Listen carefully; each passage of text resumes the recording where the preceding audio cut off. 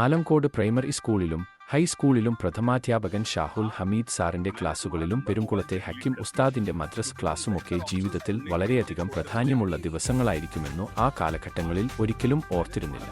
ബാല്യകാലത്തെ ആ ഓർമ്മകളൊക്കെ ഇന്നും കെട്ടടങ്ങിയിട്ടില്ല എന്നതിൽ ഒരു അസ്വാഭാവികതയുള്ളതായി തോന്നിയിട്ടുമില്ല. ആത്മമിത്രങ്ങളിൽ പലരും പടച്ചവന്റെ സന്നിധിയിലേക്ക് യാത്രയായി. ഇനി ഒരിക്കൽ കൂടി പഴയ മിത്രങ്ങളെയൊക്കെ കണ്ടുമുട്ടാമെന്നുള്ള സ്വപ്നങ്ങൾ കാണാനുള്ള ഭാഗ്യം പോലും നഷ്ടപ്പെട്ടവനായി. 35 വർഷങ്ങളായി മുംബൈയിലെ തിരക്ക് പിടിച്ച ജീവിതത്തിൽ നിന്നും ഒരു പരിധിവരെ ഒഴിവായെങ്കിലും എന്തൊക്കെയോ ഇന്നും മുംബൈയിൽ ബാക്കിയായിരുന്നു. ആ തോന്നൽ മുമ്പിൽ തന്നെ ജീവിതം തളച്ചിട്ടിരിക്കുന്നു.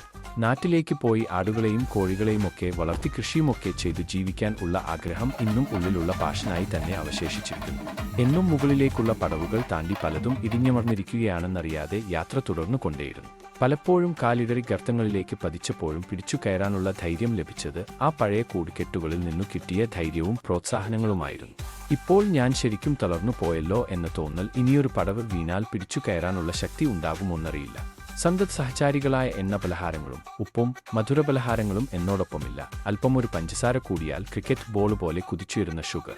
അബദ്ധത്തിൽ പണ്ടൊരു ചിന്ത എന്റെ മനസ്സിൽ കയറിക്കൂടി. എന്തായാലും ഡോക്ടറും എഞ്ചിനീയറുമൊന്നും ആകാൻ കഴിഞ്ഞില്ല. പക്ഷേ കമ്പ്യൂട്ടറിനു മുന്നിൽ ഇരുന്നുള്ള ജോലി സ്വപ്നം കണ്ടു. ഒരു സ്വയം തൊഴിലൊക്കെ കണ്ടെത്തി. ഒരുപാട് കാലങ്ങളായി കമ്പ്യൂട്ടറിനു മുന്നിലായിരുന്നു ജോലി ചെയ്തിരുന്നത്. സെൽഫ് എംപ്ലോയിഡ് എന്ന ഓമന പേര്. ആ കമ്പ്യൂട്ടർ എനിക്കെന്തകനായി ഭവിക്കുമെന്നു ഒരിക്കലും ചിന്തിച്ചില്ല. ശരീരം അനങ്ങാതിരുന്നുള്ള ജോലി, ദിനം പ്രതി 12ഉം 15ഉം മണിക്കൂറുള്ള ജോലി, മുംബൈയിൽ രണ്ടറ്റം കൂട്ടിമുട്ടിക്കാൻ പെടാപ്പാടുപെട്ടു.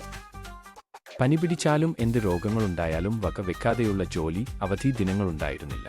ബിരുദധാരികളായ മക്കൾ സൽമാനും സമീറും ഇന്ന് മുംബൈയിലെ IT സെക്ടറിൽ തന്നെ സാമാന്യം തരക്കേടില്ലാത്ത ജോലി ചെയ്യുന്നു. ഒരു മകൾ ഷമീന ഗ്രാഡുവേഷൻ ഫൈനൽ വർഷം പഠിക്കുന്നു.